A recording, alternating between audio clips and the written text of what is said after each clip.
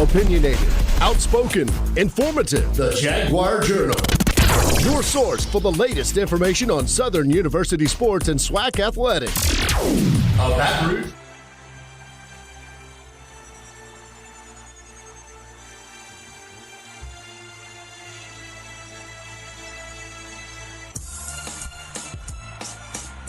All right, good morning. It is the Jaguar Journal. We're getting it started bright and early. I am Perry White. Let's get it going this morning. Grant, let's get some sound right here so I can be able to hear as well. Hear myself. We got some sound right there? Yeah, turn it up for me. There we go. Are we good? Can I hear? Okay. All right, everybody. We're getting it going this morning. My man Mike is out of town, so we got Grant here in the studio working with me this morning. We're trying to make sure we get things rocking and rolling, and we're going to jump straight into it this morning. No time to waste. Got a very special guest here on the Jaguar Journal. I'm not sure if he's ever been on here before, but I'm definitely glad to have him on here this morning. Want to welcome to the Jaguar Journal, attorney Tony Clayton, Southern University board member. Good morning. Good morning, Perry. How are you? Grant, how are you guys? Happy holidays, man. Glad to be here. Same to you, man. How you doing this morning? I'm great, man. Just a couple more days for Christmas, and hopefully we can get to some ball crawfish. I can't wait. Some boiled crawfish, that's what you ready for? Man, I can't. I tell you, ball crawfish and Southern University athletics, so, and not necessarily in that order. That's what I like. All right, let's get you going this morning. You know, clearly it's bright and early on a Saturday. It can get rough trying to get up, but at the same time, I'm glad that you're able to join me this morning because I want to have conversations with you, just about your involvement with Southern University as a board member, your involvement with athletics as a donor, and the many other things that you've been a part of in order to make and to see success at Southern. But first of all, I got to ask the first question for you. Why is it that you're so heavily involved in Southern? What is it about Southern that keeps you around? Perry, I think you and I and probably everybody listening would not be whatever they are if it were not for Southern. Southern definitely has made me a better person. It's taught me to have a sense of compassion. And I often said that Southern has taken me, a rock out of the backdoor cane fields of Louisiana, and polished me into a gem so that I can shine throughout courtrooms throughout this entire world. And I try to do that, but I can only do that because of Southern. So I love Southern. It's part of me. It's part of my DNA. You talk about your DNA, and now you're heavily entrenched into Southern and the program as a whole. What made you want to ultimately become a board member to be involved with the activities of what happens throughout the system? It's always been a passion of mine to give back to Southern. And being on the board, it's a great board.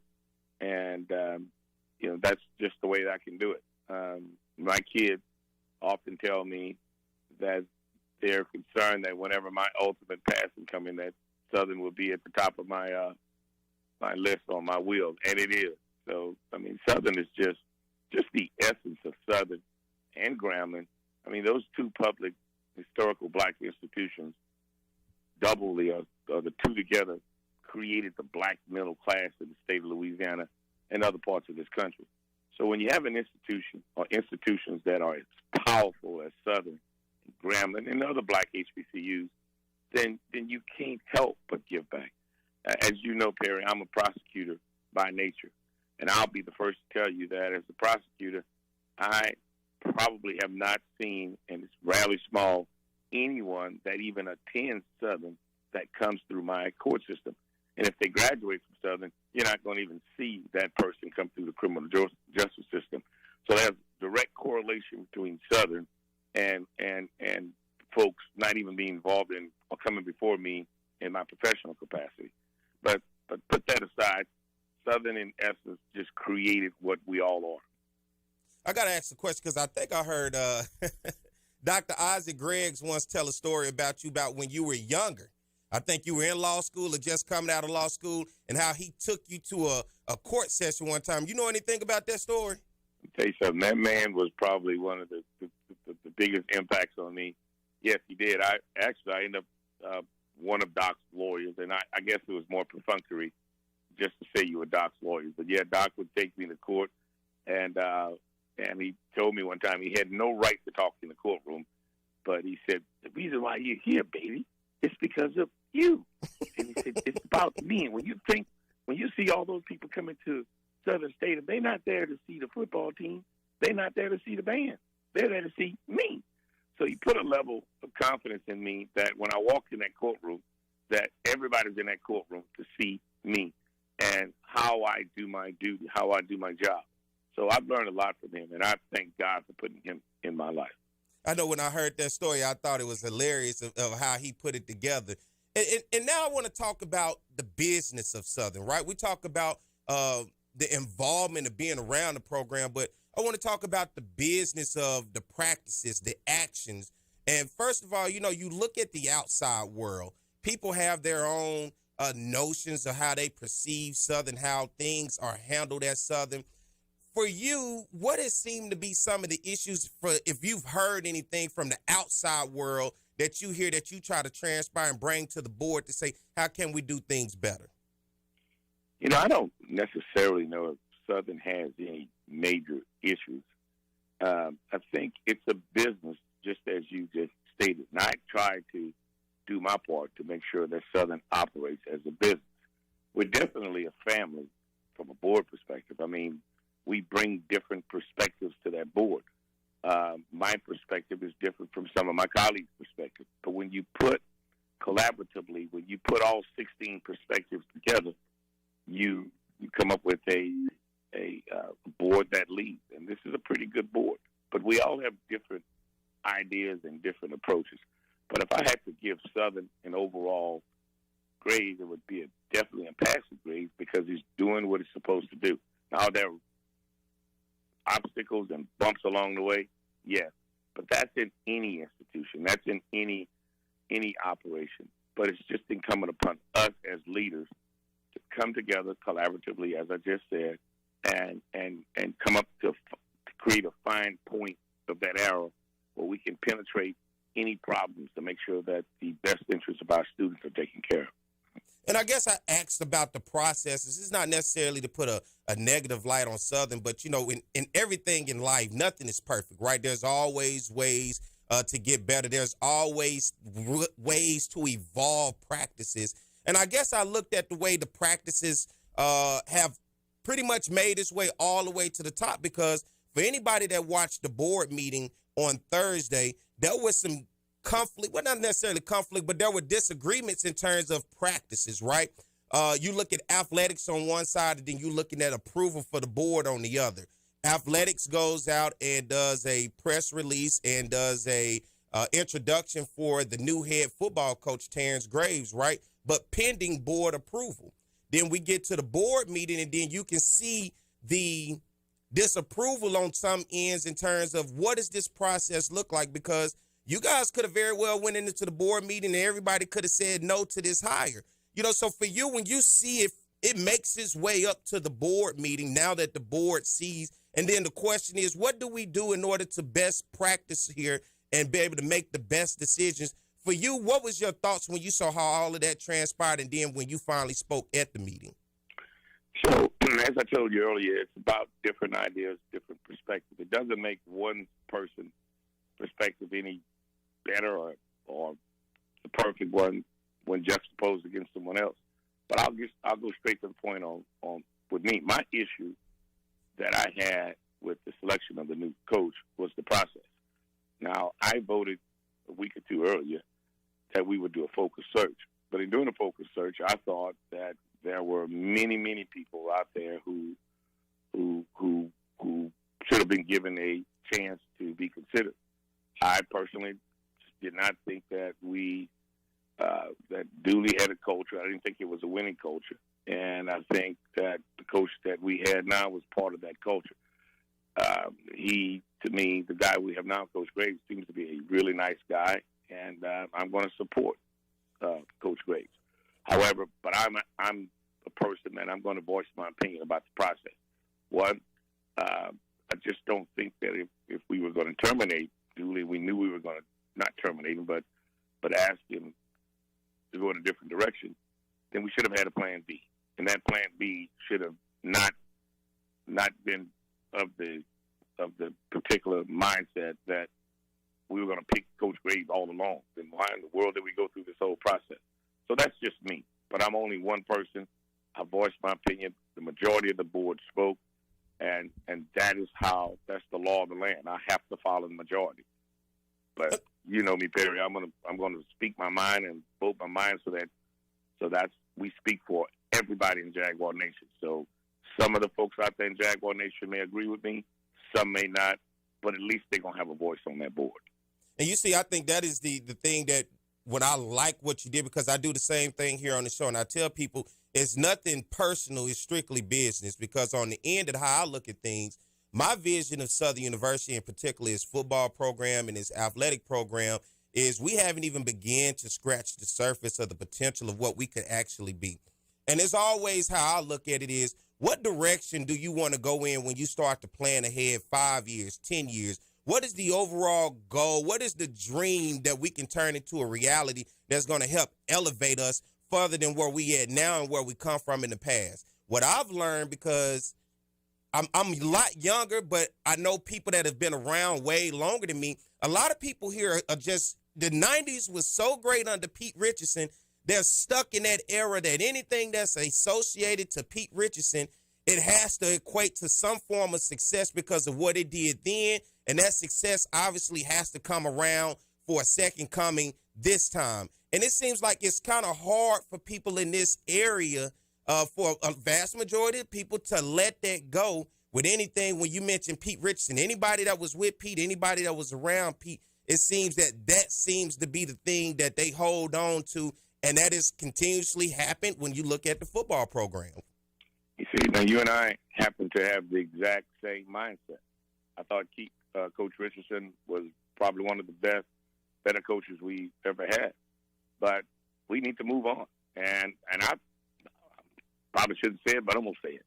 I thought the same thing. I was like, at what point are we going to get outside of this little four corners that we're operating in? Because if I keep thinking that everything that I do is the right way, then I can never grow. So I just think we got to step outside of the box. Now, I'll say this in reference to our fans and to our alums and to my colleagues it matters to me what the fans think. It does. Sometimes I take my hits because, and I may be wrong. I mean, I definitely fall short of perfection. No one person knows all of the answers. But I do think we got to step outside of the box, because if we just keep picking from out the box, then at what point are we going to see what our potential is? So, but we'll get there. So I don't want to be Captain Negative. We're going to get there. This gentleman, if he surrounds himself with the right offensive coordinator, defensive coordinators, special team coaches, then you will see us start to get out of that box. But boy, we are in that box, and you said it better than me. And I understand it ain't about being negative. It's about what I like to call, as one of my professors at Southern says, constructive criticism. You know, it is okay to be able to put things on the table and say, hey, what is our vision? Where do we like to see things? Let's evaluate. Let's analyze. Let's look at the data. Then let's draw a conclusion, right? Let's just base it off of something, right? It's just constructive criticism. And I don't feel like there's nothing wrong when it comes to that, especially to Southern University, in which we love. And I always tell people, and I say the same to you and anybody else, my loyalty lies within the institution and never within the individual. Individuals have come and gone since the founding of Southern University, but the institution will live forever. And for you being a member of somebody who loves the institution, what would be your vision for a football program of Southern's magnitude, with the fan base that's behind it, with the high-profile name and the marketing that comes with it, and the big-time games playing in venues? What is Attorney Tony Clayton's vision, if it was up to you, for a Southern University football program? I think the foundation is there for us. I think we just got to get to the point where it has to all click. Now, full disclosure here, I don't have a clue on how to run a football program. I am a complete mental midget when it comes to, I mean, I watch the game and all I can really ascertain from it is if we're scoring a touchdown. But I believe, for example, in SWAC, I believe if I were a coach in SWAC, I would go get the best kicker in the country. And if he's not a kicker at a Power 5 school, second tier. Because if you got a kicker in SWAC, I think you win majority of your games because you're going to get the ball on the other side of the 50. You got a good kicker, you win every game. That should be your highest point scorer anyway. So I don't know why we don't go to Australia and go get a kicker. Two, diversity. Something has to happen with us. We need to be more diverse. Coach Roger Kadar won championships because the team looked like Louisiana. It looked like the United States. Black, white, Asian. You know, we have to be more diverse, not just in race, but in terms of our thought process. But Perry, I'm listening to you, and you sound like a preacher, and but you're spot on. I would like to see. Hopefully, we can expand the board and bring in guys like you, some fresh minds. So when my time is up, I just think Southern ought to have folks like you with your mindset, and that's the way we're gonna get to that utopia. If we just have a diversity of mindset, and I'm just happen to be one person of many, but I'm bringing it all back to the fan base, the students, and the faculty. It's all about those folks. And I believe that because I take Perry's vision. I say it here on the radio, and I tell anybody in person. I understand Southern is an HBCU, and I take HBCU to heart because of the opportunities of taking diamonds in the rough, polishing them off, and giving them opportunities in which the rest of the world may have ultimately closed the door and said, you do not get that opportunity. And for that, I am forever grateful because Southern gave me a second opportunity to be able to go to school. People believed in me. People saw something in me. They polished me off. And here I am able to do a radio show to talk about Southern, to be able to have conversations with someone like yourself who is esteemed in the community and has been successful.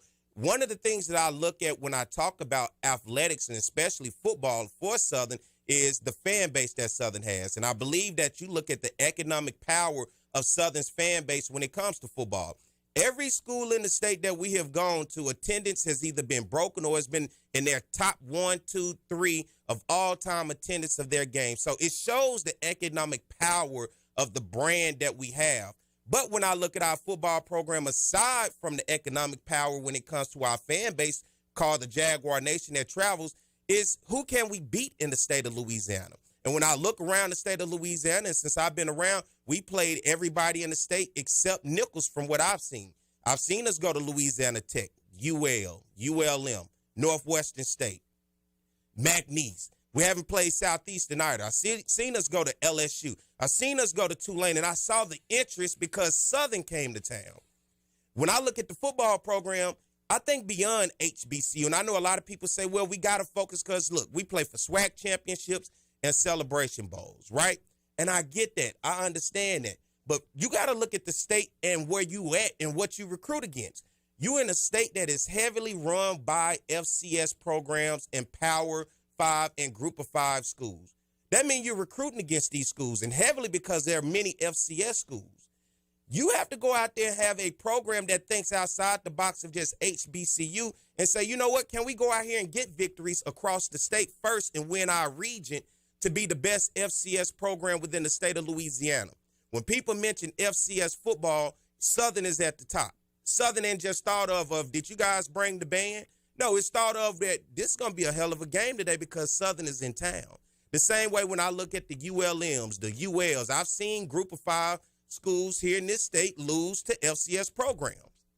And so that's my mindset of how do we elevate, right? Because we seem to just plateau, to think this one way, to be this one way. I want to evolve the program and take it up a notch to where we just think outside of this one realm. And I think you see it all the time, especially when you look at people who talk about HBCUs. Well, we got to have someone that comes from an HBCU because they understand how things work at an HBCU. Much respect to the alums because we give them opportunities, but that doesn't have to be the case for every single thing when it comes to our schools. Well, listen, my law office is a diverse office. I own the office, but I have a majority of other race lawyers that work in my office.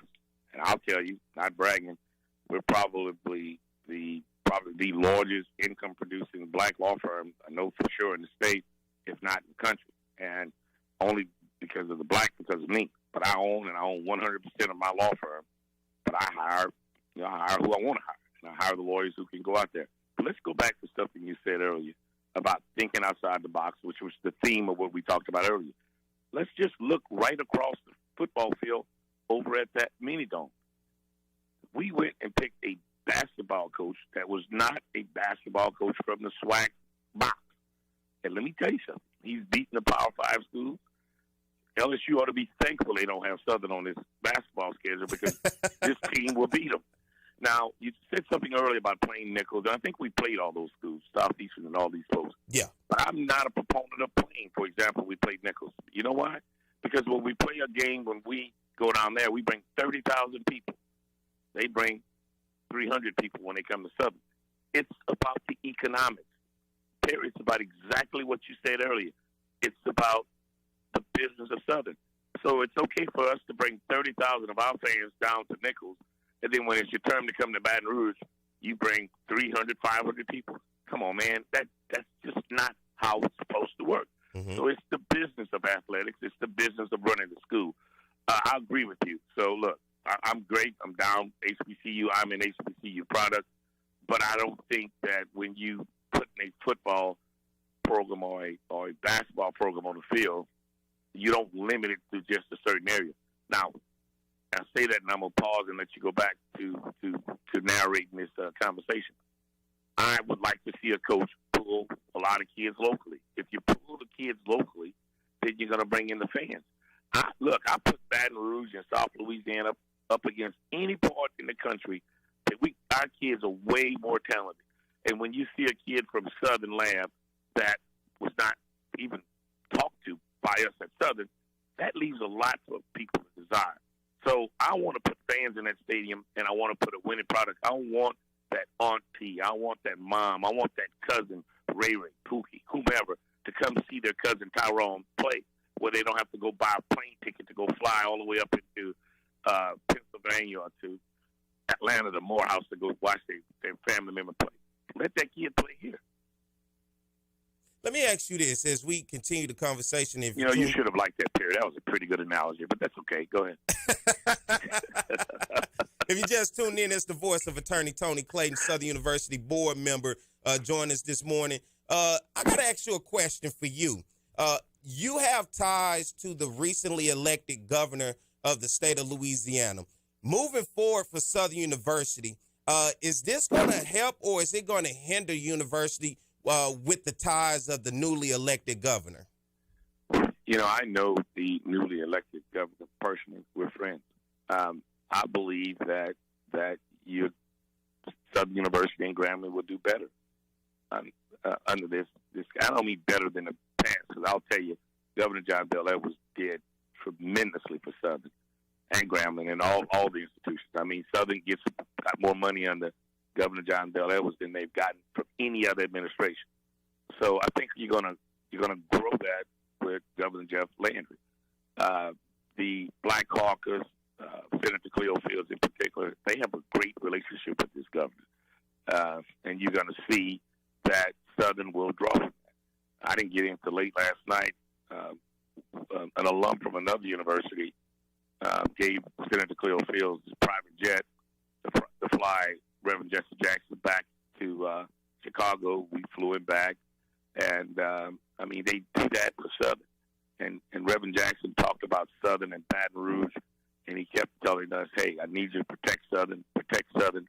And so we are well known all around the world, the country. And so there are people that just put skin in the game to help Southern. I know I'm rambling away from your question, but to go back to what you said, listen, it's all about us coming together as a team. Thank God you have this radio show so that we can be heard. But I hope your fans appreciate that, or your listeners appreciate that we are a board of 16 people, 16 different perspectives, all designed to go back and deliberate and to come out with one voice. So during that deliberation, it's like making sausage. It's not pretty, and we ought to have some type of debate among this, because if we were just yes men or yes women, then we would just be rubber stamping what the administration asked for, and that's just not the way it's supposed to work. One of the last questions I asked, and in terms of the future of athletics? I know the school unveiled this master plan of $700 million, I believe, to go into remodeling, repurposing, having a reimagining Southern University, and in particular of athletics on that end. What does that plan look like in terms of right now? Is it getting off the ground? Where are we at in terms of the process of that? They've begun to put the foundational plan together for this master plan to take place. The other day we were in a meeting, we were talking about it, and I asked the administration to consider removing the entrance into Southern to where the interstate ends, do a diagonal boulevard road straight into front of the Ag Center. And when you do that, you give an alternative route to get in and out of Southern, but you create all that land there. You create commercial land so you can put mixed use, some retail, some condos, and because you can't do it on Hardin Boulevard because that's where all the homes are. So if we redesign the entrance to Southern to make it more of some oak trees in the middle, double boulevard, I think we increase the capacity to attract other students to come to the school, and you start reconfiguring the way Southern looks. I don't know if you've been up there, but behind I guess it's the informational center and that new museum, they cut all the trees along the levee bank. It is absolutely ostentatious, one of the best views you ever want to see. I think we're going to put an amphitheater there, but I would like for Southern to put a weir right behind the ROTC building, weir being like a little dam, so that we can flood that lake area behind the law school, cut those trees out, put a 2-3 foot lake, fill it with some accolades, some bands, and not that deep where those kids can just hang out there, lay out there, study, and make it more aesthetically pleasing. So I've been asking for that, and I've asked the administration, I want to see that ball start to roll so that we can start beautifying our campus. I mean, that campus is gorgeous. And if you would have that whole area laked off, and not no deep lake, a little 2 or 3 foot lake, it drains North Baton Rouge, and it goes into the river. You can control the water by having a little weir structure over there, and it would cut back on the erosion and get rid of all those trees out there where rodents and everything else prosper in there. Let me ask you this. You got a second? We got to take a break. You got a second to hang on and finish out the conversation with me? I'm not going anywhere until you get rid of me. All right. Well, let's get ready to take a break. That's Attorney Tony Clayton, Southern University board member. Y'all stay tuned. We'll be right back. More to Jaguar Journal. Nobody will satisfy your outdoor needs like reliable roofing. Over the past 15 years, I had 2 roofing systems, including a chimney, installed by Reliable Roofing. I highly recommend them to get the job done. Reliable Roofing, where no job is too big or small. Just give us a call. No matter the job, big or small, give us a call. For over 50 years, Southern University at Shreveport has been preparing students for various careers in the healthcare industry. We want to thank the past graduates, our future graduates, and all healthcare workers for the frontline service, especially in times like these. If you're passionate about helping others and building healthier communities, start your career as a frontline healthcare worker in health sciences. Visit susla.edu. Depression, anxiety, trauma, nicotine dependence, and more. Many families are struggling with behavioral health issues. Reaching out for professional help is the best thing you can do for you and your family. At CareSouth, we are committed to helping individuals and families to heal, bounce back, and grow stronger. Our team of professionals are available for telehealth and in-person visits. Call for an appointment today at 225-650-2000. Hope in healing is just a phone call.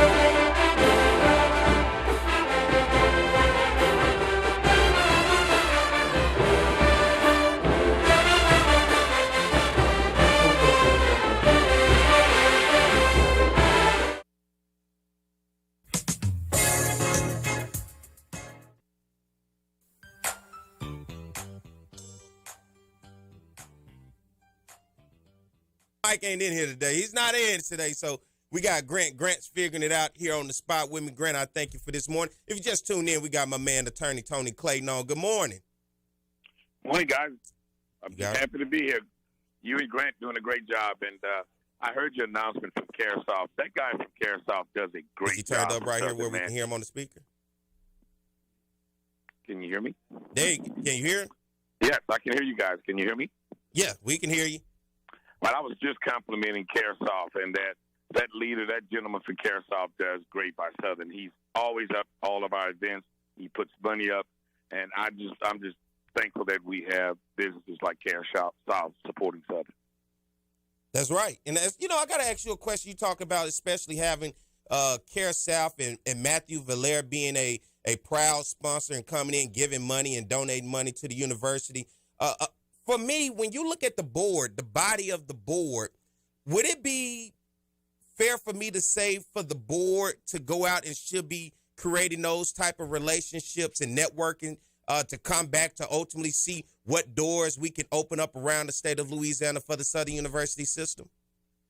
I think it's incumbent upon us as a board to do so. And I'll tell you that my colleagues on this board, they're doing their part, and they work hard.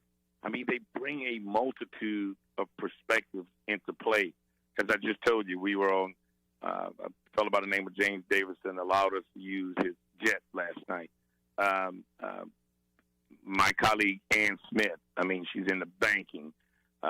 Supreme Court justices know this late. I mean, we're exposed to another world just by having Ann Smith on this board. And so I can go through the entire board and tell you exactly what that person brings to the table. And so I'm happy to serve with this board, and it's a good board. But going back to Matthew, that is what Southern is all about. I mean, he walks the walk, and I'm just don't really know him that well, but from a guy looking inward, that is what Southern has to do more of. You got to have that Matthew Valera out there. I mean, his family, his kids. You see him at the speaking events, and he puts his money up. That's how we're going to make it to the next level, by having guys like him. And I applaud him for what he does for Southern. No doubt about it. I like Matthew Valera myself. Overall, when you look at, just your overall involvement of Southern, I have to say, I've watched you for years. I've watched the board. I've watched how the university operates. What's your thoughts on now with Dr. Dennis Shields seem to be moving from the president and chancellor of the board, of the system, and now open it up to where there's going to be a direct chancellor for the campus, the Baton Rouge campus itself? I think the board in its infinite wisdom, believes that we should bifurcate it and that we should have two.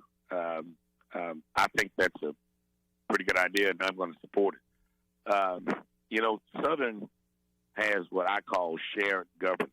I think the faculty, students, and the presidents or the administration, the three of them must come together to run that school effectively. They got to talk to one another.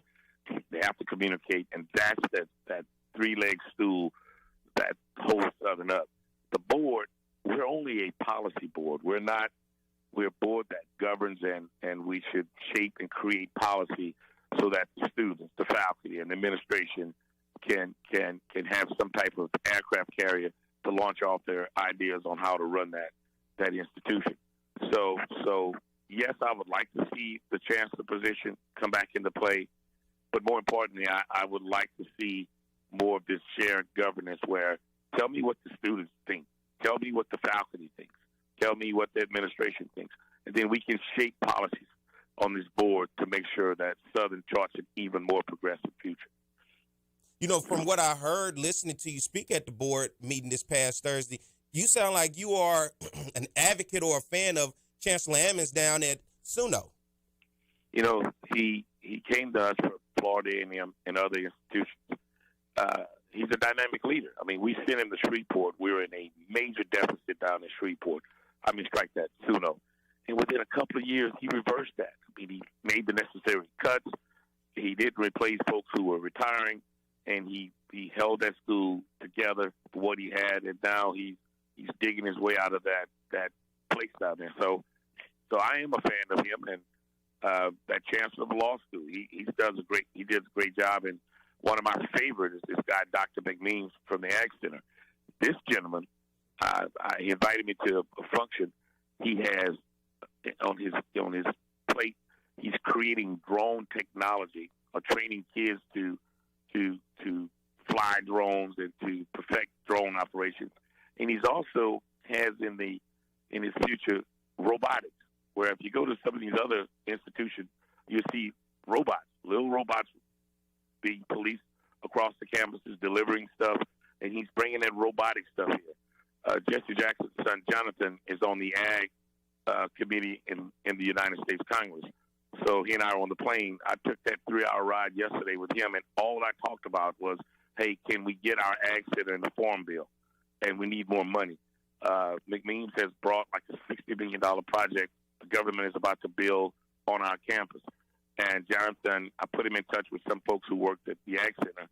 And I said, hey, guys, we got to work on this. We got to get Southern into the Farm Bill. And he said, have the administrators call me. So I gave them phone numbers. So that's what board members should do. We should be out there networking, trying to find, and they do that, more avenues so that we can find research money to bring back to these kids. And that's the biggest thing, the customer service, talking about what can you do for the students, because the students are the very makeup of the institution. Every day, they the reason the doors open up. And that is the main thing in terms, especially as Southern just had graduation, making sure that we give them this experience and this education. So when they graduate from Southern University, and whether they come back for grad school, law school, whatever, or they go off into the world and do whatever they want, that we give them that opportunity to come back, to be involved in terms of being a part of the Alumni Federation. And that's going to be the last question before I get ready to let you go. Talk about the importance of being an alum, just like yourself, and giving back and being heavily involved, not only with just donating, but the Alumni Federation and all those other components that ultimately make you a great alum to keep the university going. Well, Perry, look, thanks for having me. That's a great question. Going back to that plane ride yesterday, Congressman Jonathan Jackson, Reverend Jackson's son, said, who was at the graduation yesterday, and if those of you missed that graduation, go pull it up online. It was one of the best graduation speeches I ever heard in my life. And I don't remember who was my graduate, who spoke at my graduation, high school or college or law school.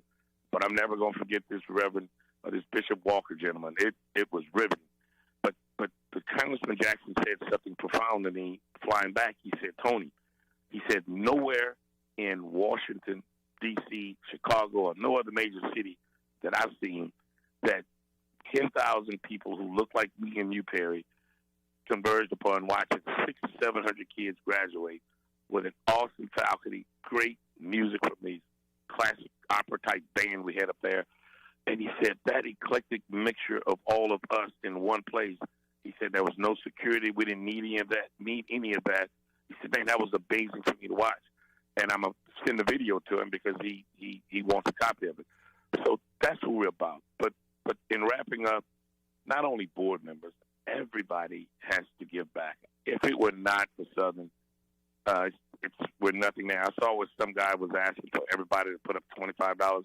It doesn't matter how much you put up. It could be $100, $10, $15. It adds up. So let's just do that. But very more importantly, let's thank you and your listeners because you guys keep Southern viable. And you make people like me, you keep us honest. You bring board members on. We have to answer the tough questions. And I'm just thankful that you like me, emanated from Southern University. And I know this nothing like the courtroom, so these questions today, man, you were on point. This wasn't hard for you at all. No, I was nervous, dude. I was nervous.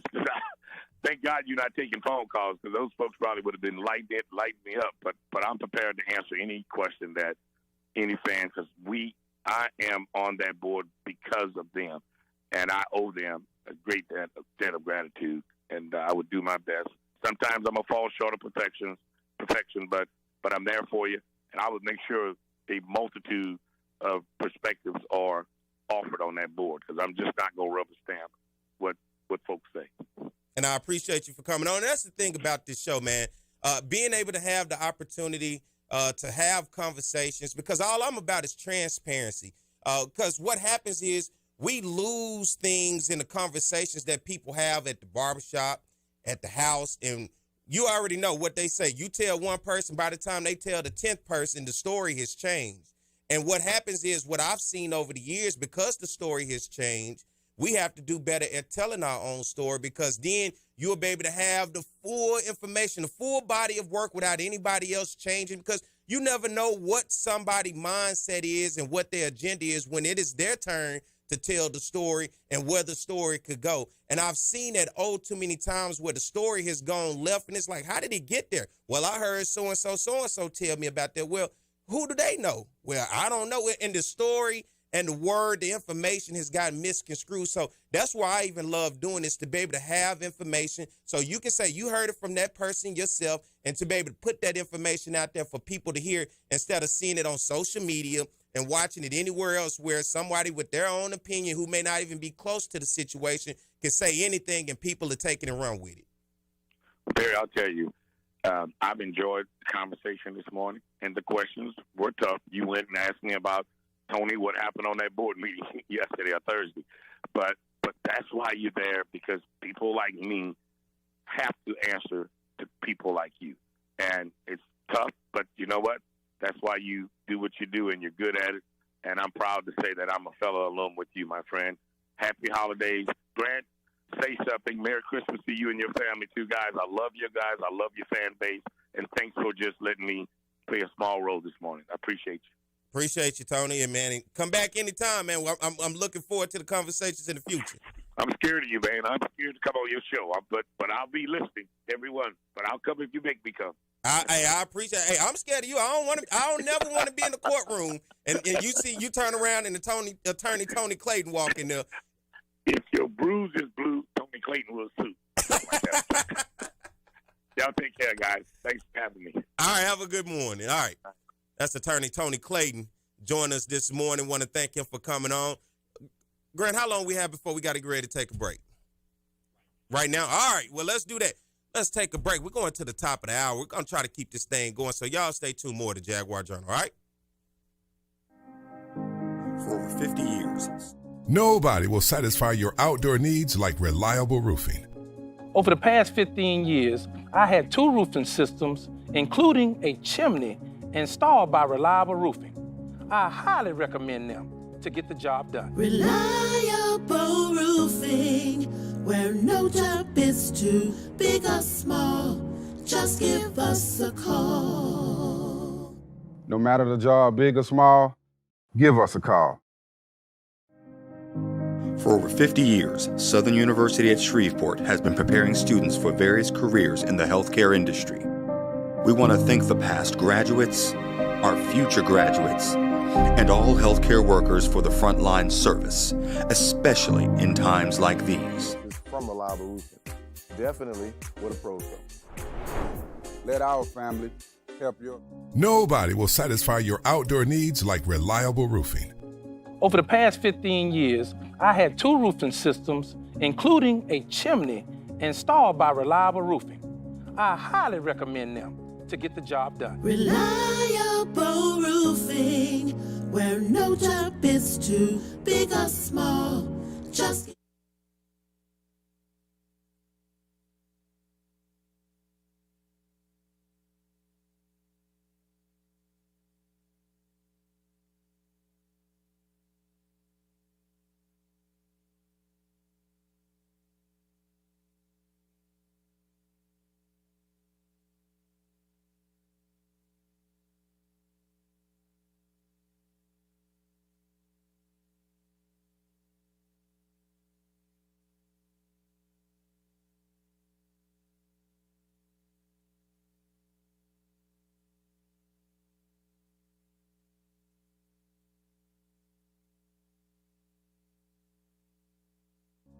Nobody will satisfy your outdoor needs like Reliable Roofing.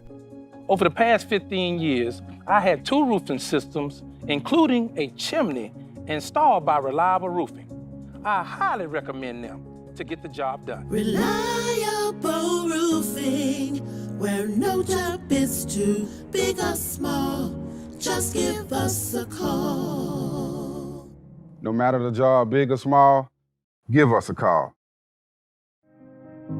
For over 50 years, Southern University at Shreveport has been preparing students for various careers in the healthcare industry. We want to thank the past graduates, our future graduates, and all healthcare workers for the frontline service, especially in times like these.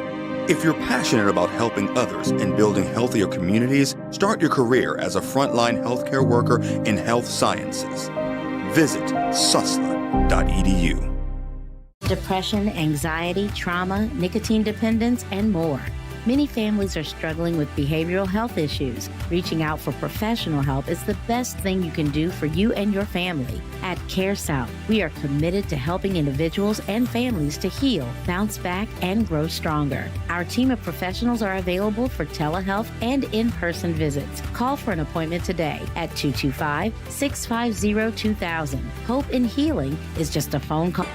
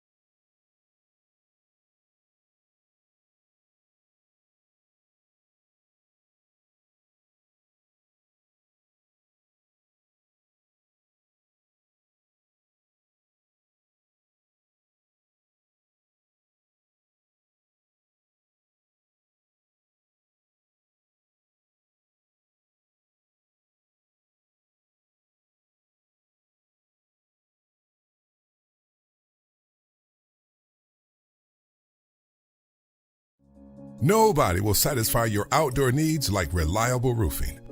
Over the past 15 years, I had 2 roofing systems, including a chimney, installed by Reliable Roofing. I highly recommend them to get the job done. Reliable roofing, where no job is too big or small. Just give us a call. No matter the job, big or small, give us a call. For over 50 years, Southern University at Shreveport has been preparing students for various careers in the healthcare industry. We want to thank the past graduates, our future graduates, and all healthcare workers for the frontline service, especially in times like these. If you're passionate about helping others and building healthier communities, start your career as a frontline healthcare worker in health sciences. Visit susla.edu. Depression, anxiety, trauma, nicotine dependence, and more. Many families are struggling with behavioral health issues. Reaching out for professional help is the best thing you can do for you and your family. At Care South, we are committed to helping individuals and families to heal, bounce back, and grow stronger. Our team of professionals are available for telehealth and in-person visits. Call for an appointment today at 225-650-2000. Hope in healing is just a phone call.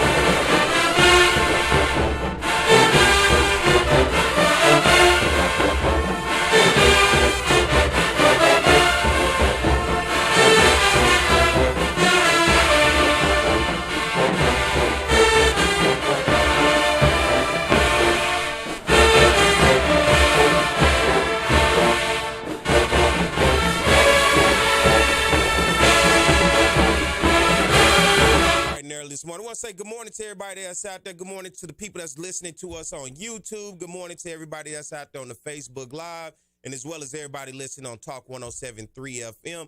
Our people listening up in Alexandria, our people listening down in New Orleans and everywhere else across the world. If you're able to find a way to listen to the Jaguar Journal, we thank you. Want to thank Attorney Tony Clayton for coming on this morning, giving us a perspective from the board. And now as we keep this show going, I'm Perry White, and guess what? We got a very special guest here on the show. He is now the 21st head football coach at Southern University. We want to welcome to the show, first time as the head coach, Coach Terrence Graves. Good morning, Coach. Good morning, Perry. How you doing? Doing good. How you doing this morning? I'm doing well, thank you.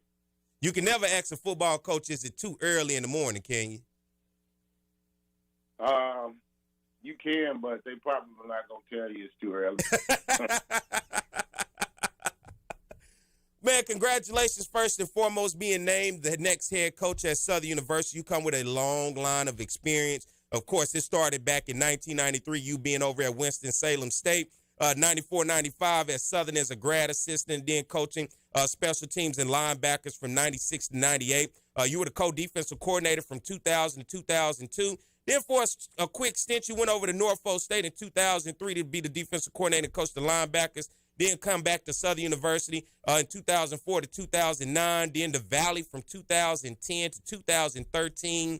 Then taking a little stint up there in North Louisiana at Grambling State from 2014 to 2021, coaching special teams and linebackers. And, of course, if we all remember that loss for Southern University as you was on the other side of the sidelines coaching Grambling in the interim role, winning that game in the Bayou Classic in 2021. And then coming down here to Southern as the assistant head coach, special teams and linebacker coach for 2023. You coached us in the Bayou Classic this year. The first coach to ever have the esteemed pleasure to coach at Southern and Grambling in the Bayou Classic, and as well as be undefeated in the Bayou Classic. So congratulations to that, and welcome now as the 21st head football coach at Southern University. A long line of experience. Does it seem like this day has finally come, what you've been looking for so long of being a head coach? Wow. First of all, to God be the glory. I'm sitting here listening to you go over this journey.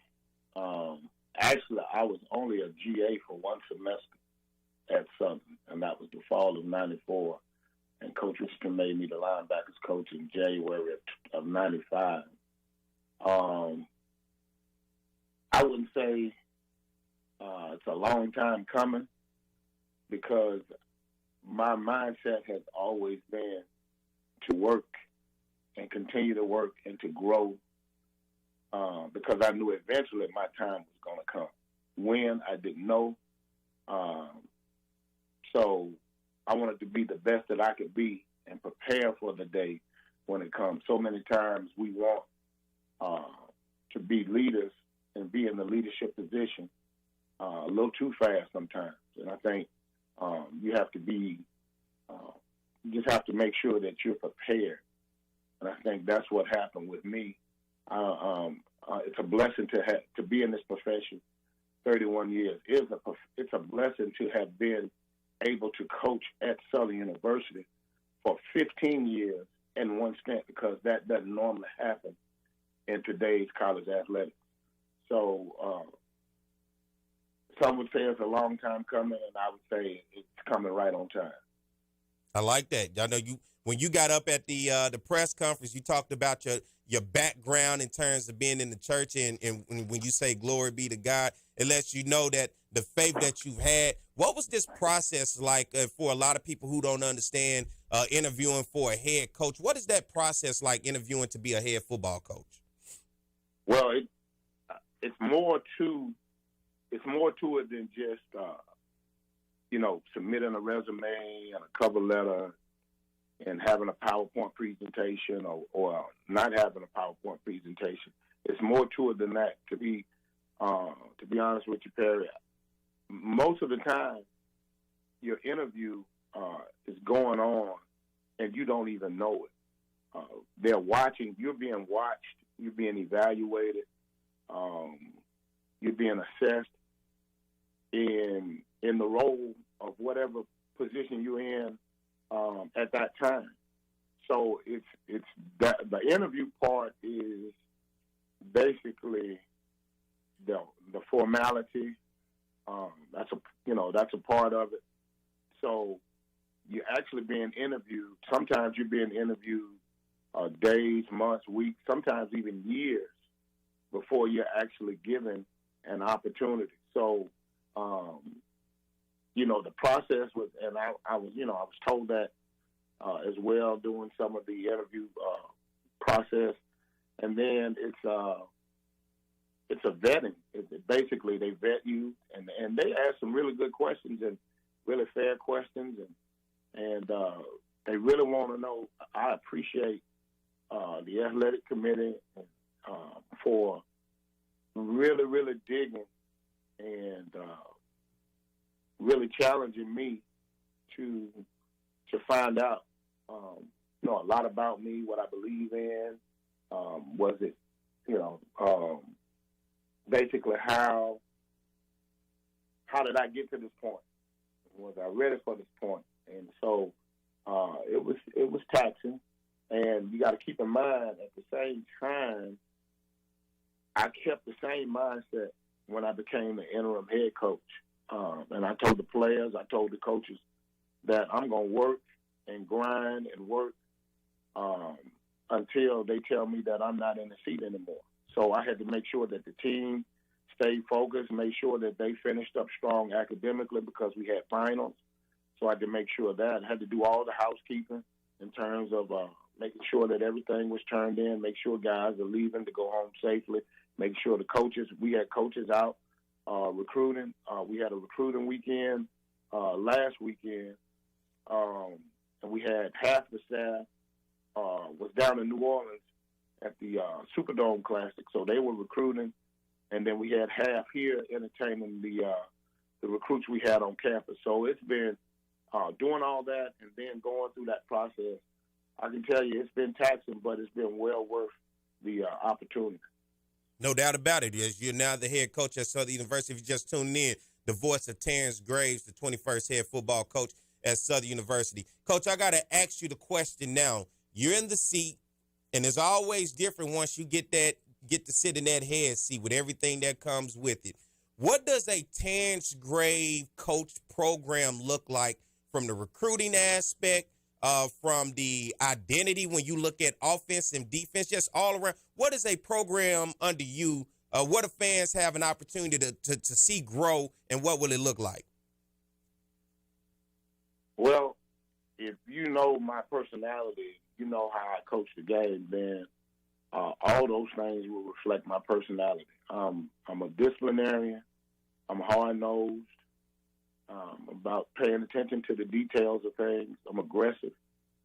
So we're going to go after best student athletes on all three levels, because I believe that's the formula that's used to not only win but maintain success. So we will recruit. We will recruit high school. We will recruit junior college, and we will also utilize the transfer portal. And we'll develop those young men, those student athletes, to be great. You know, we're gonna be active in the community. We're gonna be great students, and we're gonna be exciting to watch. We're gonna be fun. I mean, we're gonna, you know, my pedigree is defense, but I'm a football coach, and my pedigree is not just defense. And people need to understand that, yeah, I spent a lot of time on defense. That's where I hung my hat, because that's what I played in college and decided to do as a career coach. But I'm astute to what's going on the offensive side of the ball. Of course, I've been a special teams coordinator, so we took chances. We like to gamble. We like to make things happen on special teams. So we're gonna play to the strengths of our players. We want to be exciting. We want to be fast. We want to be aggressive. We want to do all those things that increases our chances of winning day in and day out. You talk about winning day in and day out, and I think as we look forward to the new season that's going to happen in 2024, a lot of the fans, quite frankly, because here on this show, guess what? They call in. I have these conversations. It was the displeasure that they had of watching Southern's offense struggle this year. Can you assure them or get them anything to reel them back in for some of those fans that was like, you know what, I'm kind of done with this, when you're looking at the issues that you saw with the offense throughout the season last year? We had our struggles, of course, to say the least, but I would just say give us an opportunity to show you what we're all about. I'm not going to sit here and blow a whole lot of smoke. I can assure you that we will be exciting, we will be aggressive, and we'll make the Jaguar Nation proud, because we'll put a fine product on the field that'll play hard, play smart, play fast, be disciplined, and we'll win the right way. So that's the focus, that's the plan, and that's what we intend to do. I know a lot of people are going to want me to ask this, and I'm not sure if you're in a position to do this yet, but in terms of your staff, what is the staff going to look like moving forward? And if you have not even remotely even got to that point yet, what's the thoughts on that? Well, I'm in the process of doing some looking at the staff, and we will, if there are things that need to be changed or done, we will do that. But right now, at this present time, coaches are still recruiting and doing what they're supposed to do. So if something should change, you got to keep in mind that the first thing that I told the staff, one of the first things I told the staff when I became the interim, is that we didn't know if I was going to be the head coach. So I encouraged them as well as myself to make sure that we are also looking for other opportunities, just in case. Well, not just in case, but if there are other things out there, by all means, pursue those things and make sure that you put yourself in a position that if something should change, if I'm not picked as the head coach, that you have something to go to. So I know that some coaches will probably have opportunities to go other places or elevate and do other things, and if they do, they should decide to do that. I'm fine with that. I encourage that because you always want to see guys get rewarded and elevate in the profession. So right now, just being approved and being named a few days ago, everything is still intact. The coaching convention is coming up in January. So most of the times you don't find out what's going to happen until usually after that. So as of right now, everything is still a go.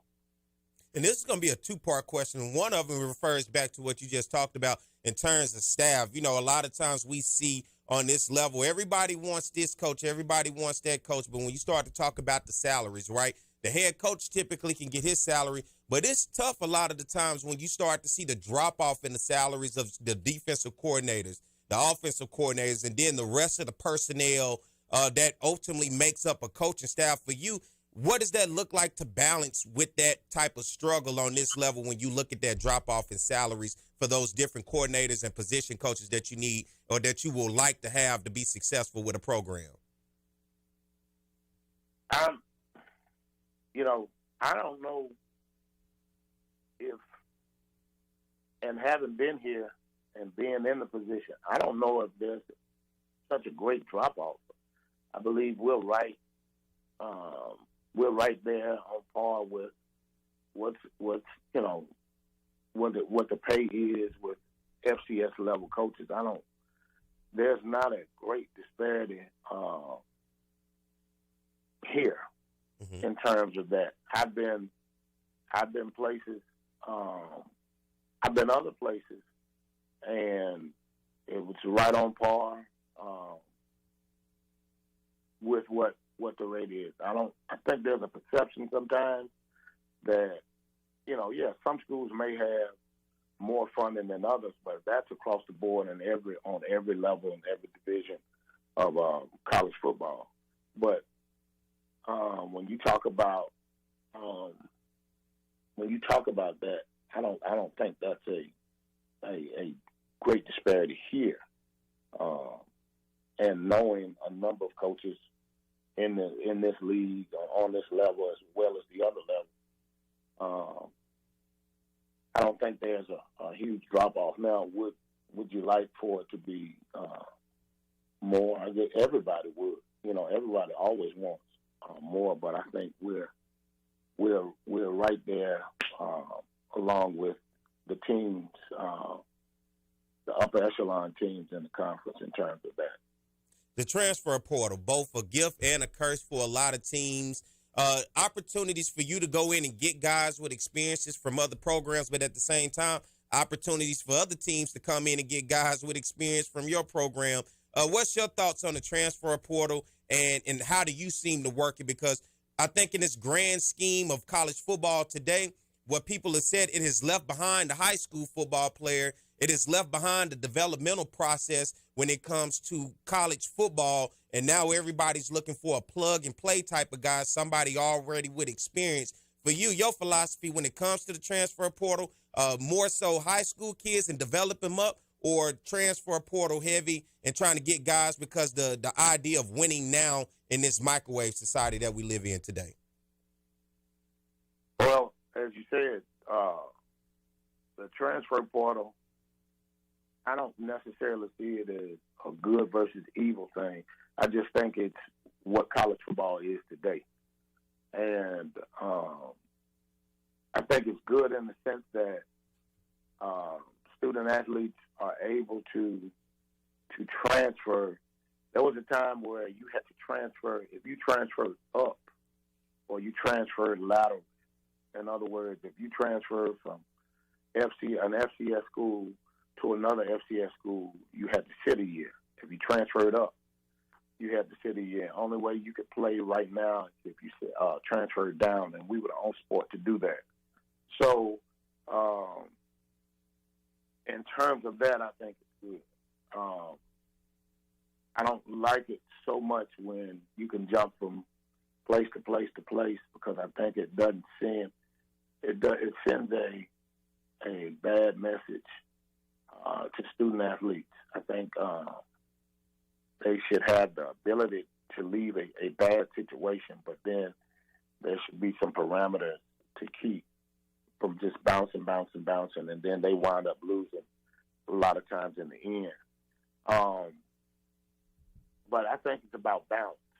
I think you utilize it. Me personally, will use it to do some plug and play, but for the most part, you still have to recruit. I think it's advantageous, so you give you a better opportunity to recruit the better high school players because of the transfer portal. Now, as well as the junior college guys, here's the thing that you have to keep in mind, and I've experienced this as well. When you go and get the better high school players, you coach them and you develop them, and you get poached. And they go to the larger schools. They pluck them and poach them from your place. So what you have to do, it forces you to recruit. You have to recruit the players on your team, and you have to also recruit the guys you're trying to get on your team. And then you have to understand that we can't stop them from transferring. So if they decide to transfer, then you have to be smart enough and you have to be resourceful enough to utilize the portal. That's what it is today, Perry. That's the world we live in college football and college athletics. So to try to run a program with the old school mindset makes no sense. So you have to be able to adjust. I don't think, me personally, when we won't just go overboard and just go transfer portal across the board, I don't think that it may work for some people, but that won't work for us. We will continue to recruit and develop players and run our program that way. So I think it's balanced. You gotta utilize it. If it's advantageous, you gotta utilize that as well as the other resources, the other avenues of building a program. And that's just how I see it. That's how we will do it, and that's how we'll do it going forward. Let me ask you this in the last question in terms of relationships with former players that have come through this program. I know I've seen on social media my man Willie Quinn, one of the great wide receivers in Southern University history. He's been all over social media wanting to get in contact with the coaching staff because he's down there in Florida, and he said he knows guys in terms of some great recruits that he wants to ultimately give to Southern University and send this way, man. What is your relationship when you look at former players wanting to be around the program and still to this day want to help sow into the program? Well, I welcome the former players always. I have players not just from Southern University, but everywhere I've coached have contacted me about players. Whether I coached at other schools in this conference, out of the conference, here at Southern University, there's been an overwhelming amount of support and congratulatory and responses from a lot of the former players that I had the opportunity to coach and some that I coached against. So they know how to get in touch with me for the most part. If not, they can call me or they can email me. Most of the time, everybody has my number. My phone number has been the same since 1995, and I'm not changing. I'm not changing my number. As a matter of fact, one of the players said to me the other day, he said, "Coach, you're gonna have to get a new phone or change your number." I said, "Oh no, not me." I said, "I'm gonna keep the same number," and it's amazing because I'm getting calls from people or text messages from people, and I'm trying to figure out how in the world they got my number. But that's how it goes. But the players, I have a great relationship with the former players. A lot of the former players, they know that they're welcome.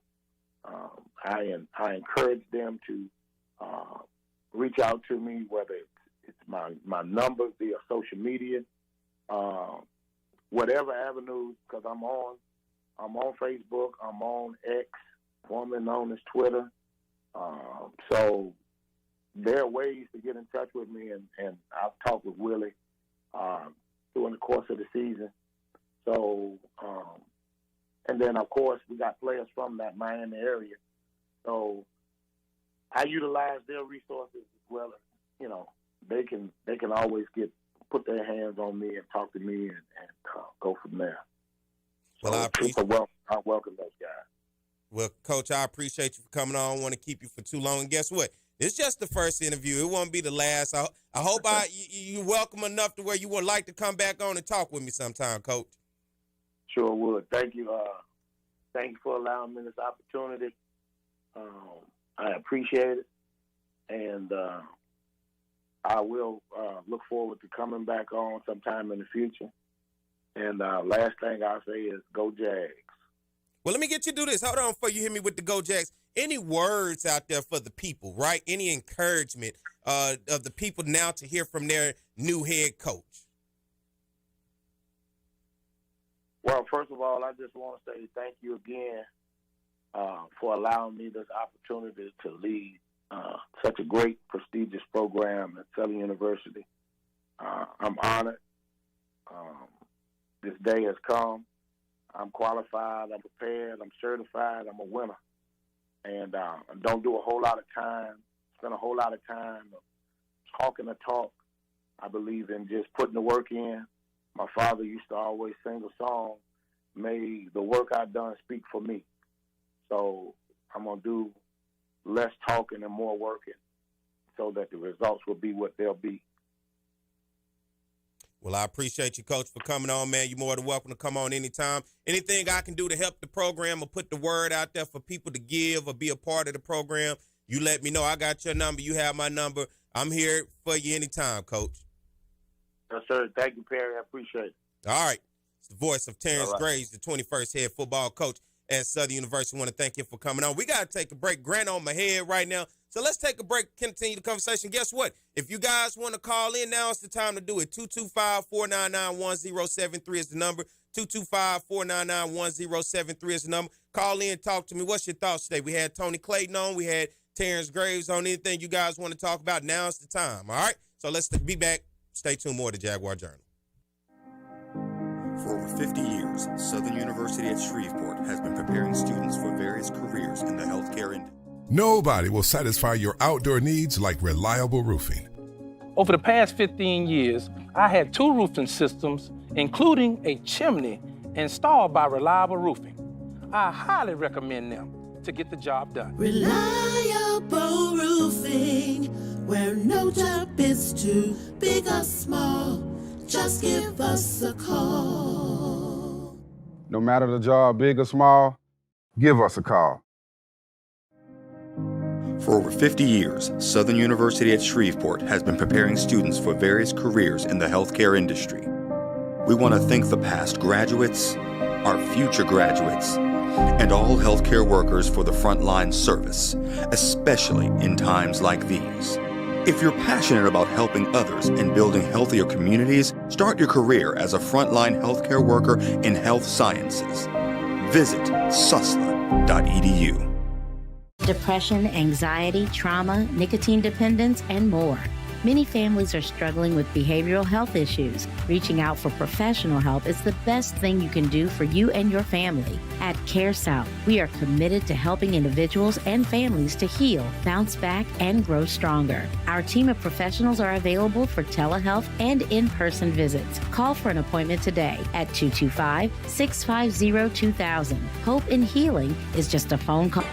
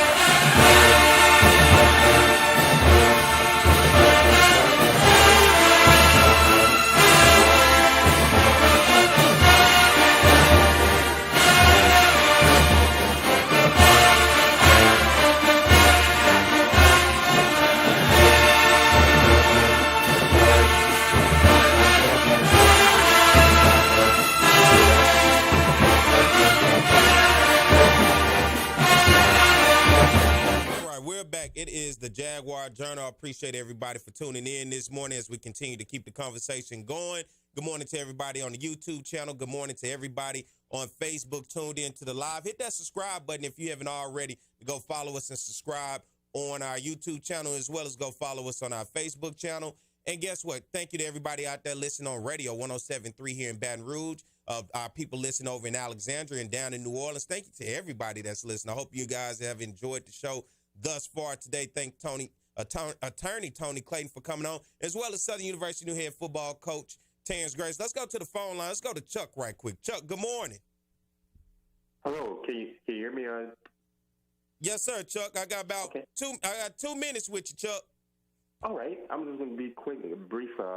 Yeah, that was a great interview you did with Tony Clayton, and Attorney Clayton has done He's the person that you need at your institution. He's very outspoken. I got a chance to watch the Board of Supervisors meeting on YouTube, and one thing I heard Attorney Clayton bring up, you hear it in the Power 5 sector as well, stakeholders.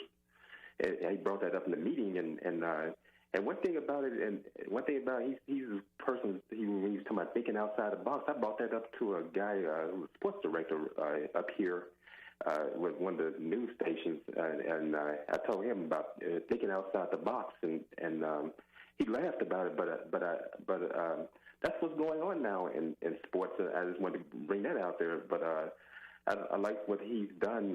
He wants to see improvements to the institution, and he was talking about Southern Lab, and he realized that, hey, look, we have talent right here on the campus. So let's look into that talent and see what we have here, and it says so the families can come in and watch them. That's kind of thinking ahead.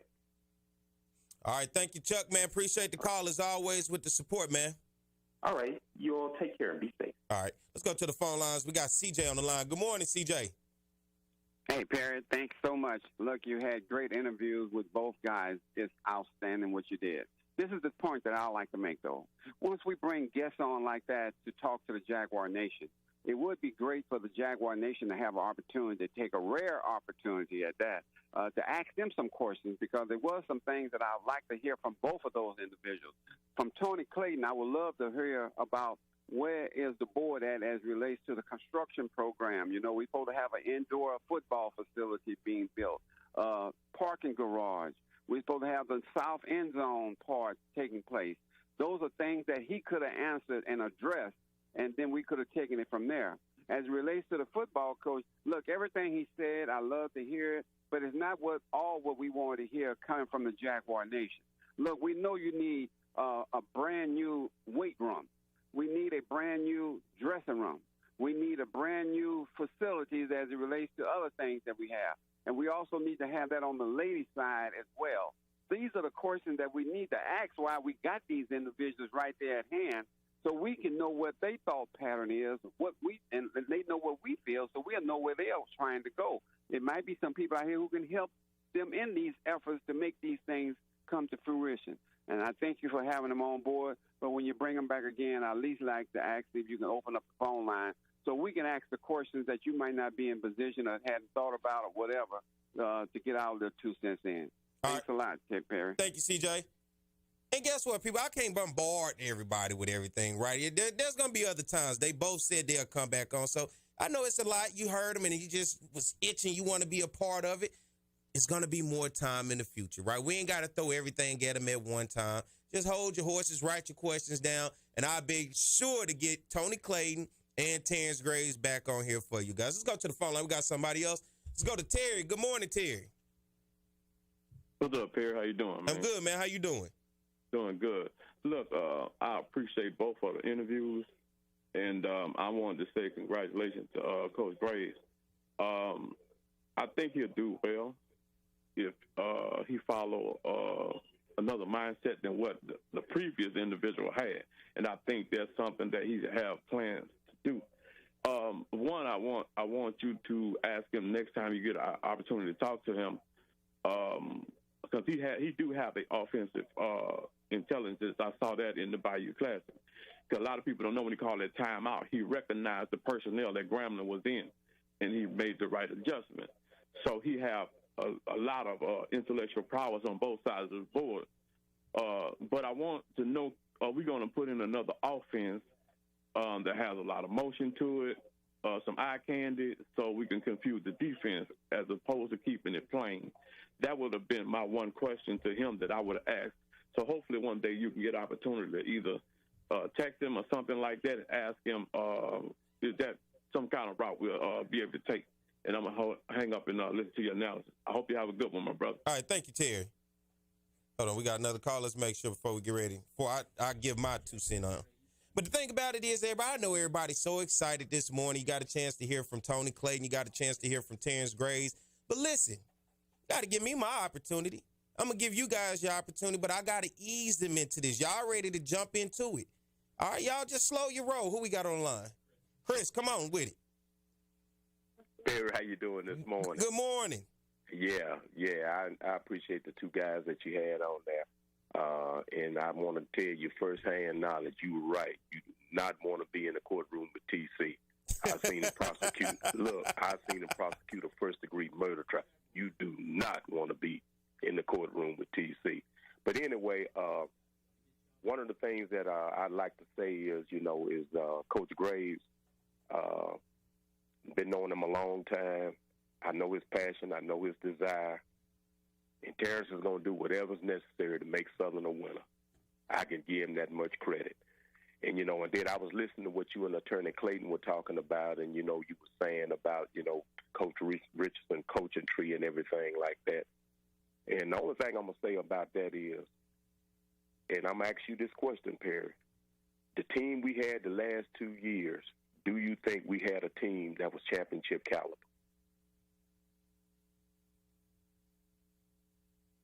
Yes. Exactly. And so it's not like we that far off. I really and truly believe we had a championship team 2 years in a row. We all know the story. We all know the decisions that were made. So it's not like we that far off. And I believe all we need is somebody that care about winning. And I'm just going to leave it at that. There's no longer, I've vented my frustrations and what have you. All we need is somebody that's interested in winning. And I've been in enough rooms with Terrence Graves to know one thing about Terrence. Terrence is going to do whatever he has to do to make Southern a winner. And just like that championship pedigree that we all crave, that championship pedigree that we all strive for, that's what he's going to do. And I'm just going to say this, Prayer. I was watching the FCS game, semifinals last night for South Dakota State. Woo! And I was watching it, listening and talking with Coach Melvin Spears. And I asked Coach, I said, Coach, how many FBS transfers you think South Dakota State got on their team? He said they might have 10. But yet and still, in our area, all the big thing is now how many D1 transfers you can get. What they are doing in the Dakotas is just developing talent, namely along the offensive and defensive line, especially the offensive line. These aren't 5-stars coming in there. These aren't 4-stars coming in there. These are high school guys that they're getting in there and developing. And I'm sitting here asking, what is the difference? What is the difference? And I believe that when you start developing offensive line, this past year was one of the worst offensive line plays that we've had at Southern University in a number of years. And so, therefore, it's not rocket science to understand where our success lies. Mm-hmm. Key elements of the coaching staff is going to be strength and conditioning. Because, Perry, I don't know how well you know because you're a little bit younger, but when our decline started up under Coach Richardson, it really started when Coach Billy Long went to the St. Louis Rams as their strength and conditioning coach. And that's where it started at. Coach Smith had offensive line that was solid, fundamentally sound, could execute, guys that could get to the second level. And that's where it lies at for us. I'm up against a break, Chris. I said I'm up against a break. Okay. So I just wanted to pass that on to you and everything, and I get a chance to talk to you some other time. I appreciate you. Just think about the FCS playoff and just watch it. Just watch the line play. Yes, sir. No doubt about it. All right. All right. We got another caller, but we're going to hold on. Let's take a break, and when we come back, we'll continue the conversation because I'm on the back end, and I'm up against the break. So y'all stay tuned. We'll be back more to Jaguar Journal.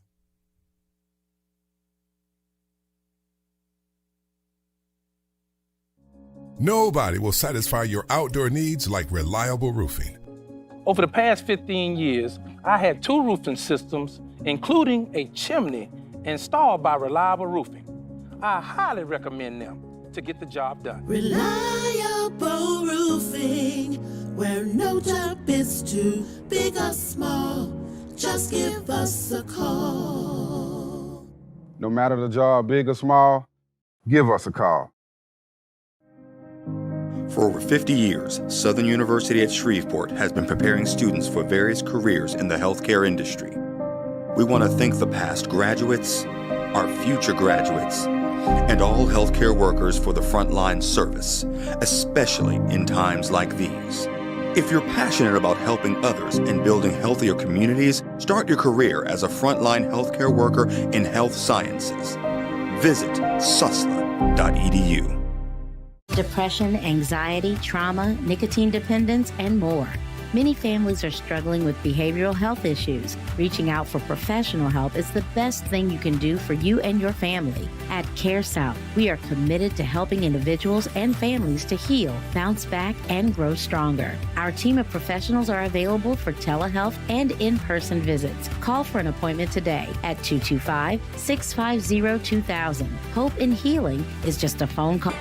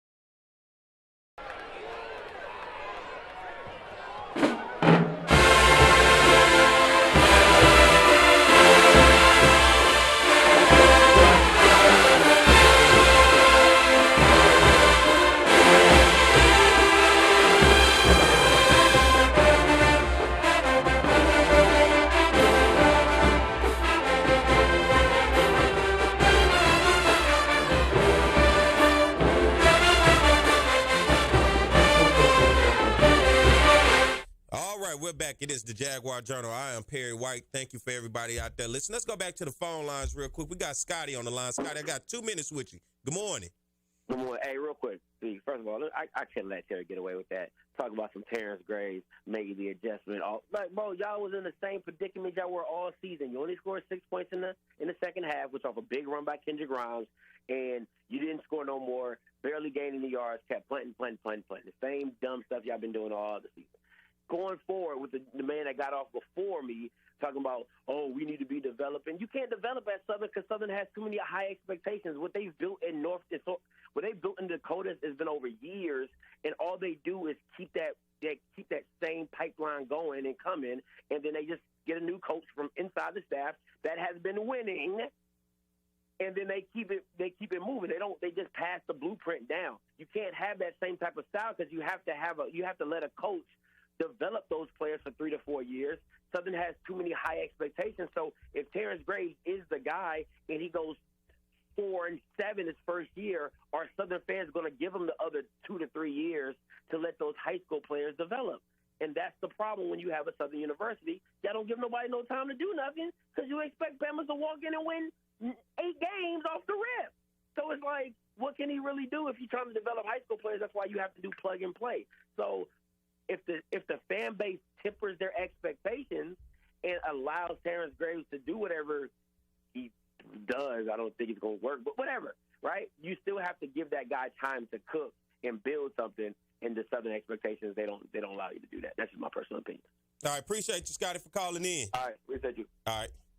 I'm just up against time today. See, that's the thing about radio more so than I'm able to do things on YouTube and everything else, but this radio stuff really be capping me off in terms of the time that I have. And when I got my producer, Grant or Mike, get back there giving me them fingers, y'all don't know, behind the scenes, I'll be having to see fingers counting me down on certain things. So thank you for everybody that called in. I wish I had plenty of time to talk to y'all, just like the same way I wish I had plenty of time for y'all to talk to the guests as well. I just don't have the time. It's my time this morning. I thank y'all for getting up with me. I just don't have the time to give everybody else a chance to get in this because guess what? I'm locked into radio. I got to take breaks. I got to do all this other stuff. So I feel you. Everybody, you got your opinion. You want to voice it to me. And I love to listen to your opinions. I read the comments. I'm checking you out all over the place, but I'm just up against time. That's why I say we ain't got to throw everything at the guest all at one time. When they say, oh, I have to throw the kitchen sink, guess what? Be patient. We'll get them back. Perry White gonna get them back. I got them on here this time, didn't I? I'll get them back. Y'all just bear with me. You can't throw it all at him at one time, right? So y'all just slow down. Take a deep breath. It's just 8:53 a.m. Damn, y'all ready. It's 8:53 a.m. in the morning. Y'all already going. I want to thank attorney Tony Clayton for coming on this morning, giving us the insight from the board perspective. CJ, I will make sure for you, I will get him back on, but I will have to let him know I can take callers for you to talk to. I don't want to blindside nobody. Same thing with Terrence Graves. Y'all want to talk more? Let's let him just figure some things out. I'll get him back on here as well. Just same way I get myself on here every Saturday morning. Today is the Celebration Bowl before we get ready to get up out of here. Howard versus Florida A&M, the MEAC champ versus the SWAC champ.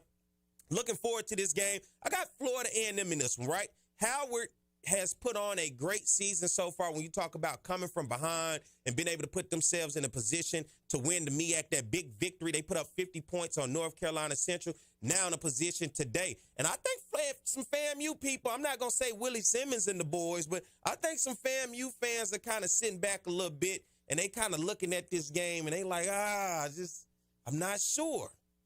And I'm going to tell you, I still got FAMU in this one. I like FAMU body of work. Not only are they good in the trenches, FAMU is good when you talk about the skill position players, especially when you look at a guy like Marcus Riley from the wide receivers position. You look at Jennings from the running back position. Then you look at their SWAC offensive player of the year in Jeremy Musa. Then you look on the other side of the ball. FAMU can play 3 phases of the ball, offense, defense, as well as special teams. It's going to all lie on Quentin Williams, the quarterback for Howard University today. It all goes through him. Howard isn't the flashiest team, but they'll get you in the trenches and they'll run the ball on you with Hunter and with Eden James. So I'll be looking forward to see how this thing kick off today. At 11 a.m., just a couple more hours, the Celebration Bowl will be kicking off. And guess what? Jay Walker, Tiffany Green, I'm going to love every minute of that commentary because Tiffany is a FAMU alum. Jay Walker is a Howard alum. And if you ever listen to Jay, you know he loves to talk about his Bison. Now he gets an opportunity on the national stage of the biggest game of the year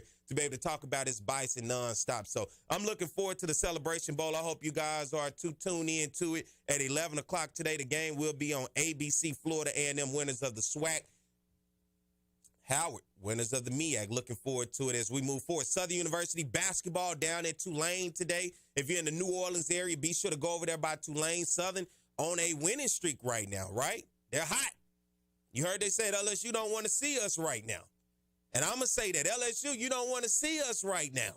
All right? So if you're down in the New Orleans area and you don't want to watch the Celebration Bowl and you want to just support Southern, go down there to New Orleans, Tulane, Southern. Today, 1 o'clock. I think that game also will be streamed on ESPN+.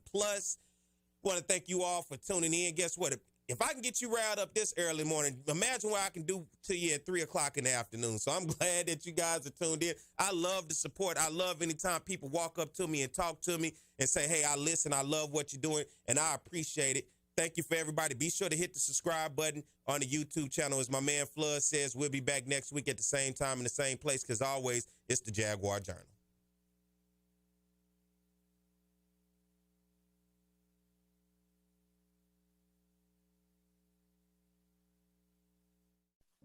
Nobody will satisfy your outdoor needs like reliable roofing.